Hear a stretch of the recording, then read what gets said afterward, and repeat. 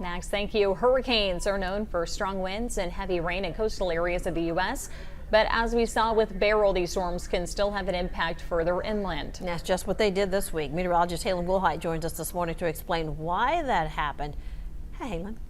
Yeah, Beryl has definitely been a storm to watch over the past few days, making landfall as a Category 1 hurricane, but it's continued to weaken as it's gone further inland. But even though it's weakened, it's still been causing quite a bit of an outbreak with severe weather, particularly tornadoes. Yeah, hurricanes can spawn tornadoes. And since Monday, we've already had 18 so far. Well, preliminary. We could still be adding on more after today. But just Monday alone, there were over 100 tornado warnings issued, which is the most warnings in the U.S. in a single July day since 1986. Why is this the case? How do these tornadoes form with these large spinning storm systems? Well, you don't typically see tornadoes out in the ocean. You can get water spouts here and there, but it's just not favorable as you've got a very smooth surface with the ocean water, and those surface winds, they just kind of glide right over that. That's why you see those strong winds impacting areas along the coast. But as you move more inland, you run into some more friction. Friction is allowing those winds at the surface to slow down